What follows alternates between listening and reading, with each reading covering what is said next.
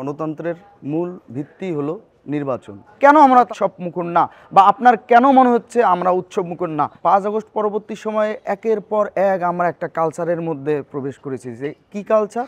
Mob culture. Bangladesh জাতীয়তাবাদী ছাত্রদল একটি গণতন্ত্রপন্থী ছাত্র সংগঠন এবং গণতন্ত্রের মূল ভিত্তি হলো নির্বাচন।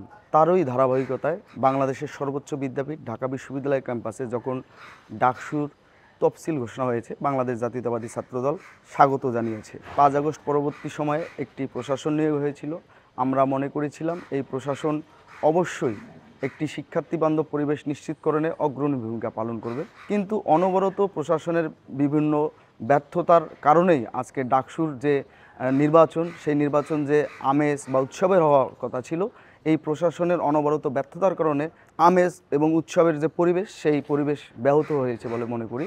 অবশ্যই আমরা বাংলাদেশ জাতীয়তাবাদী ছাত্রদল এই ডাকসু নির্বাচনকে শুরু থেকেই ইতিবাচক হিসাবে দেখি। আমেজ উৎসব নেই কেন?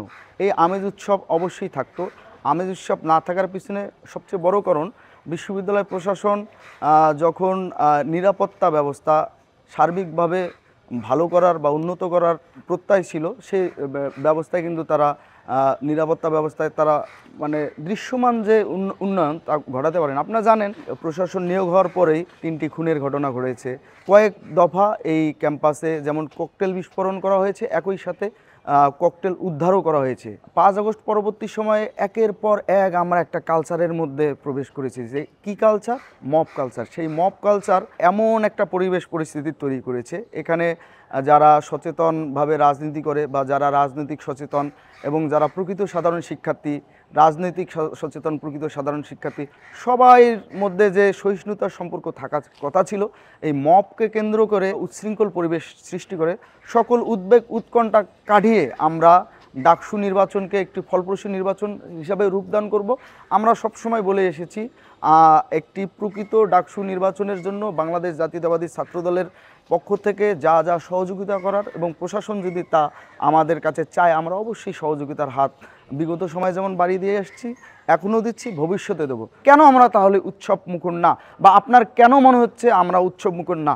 আসলে আপনি, আমি, আমরা সবাই যে প্রত্যাশা নিয়ে আমরা 5 আগস্ট পরবর্তী সময়ে এই বিশ্ববিদ্যালয় প্রশাসনকে গ্রহণ করেছিলাম, এই বিশ্ববিদ্যালয় প্রশাসন আপনার, আমাদের কারো প্রত্যাশা পূরণ করতে পারেনি।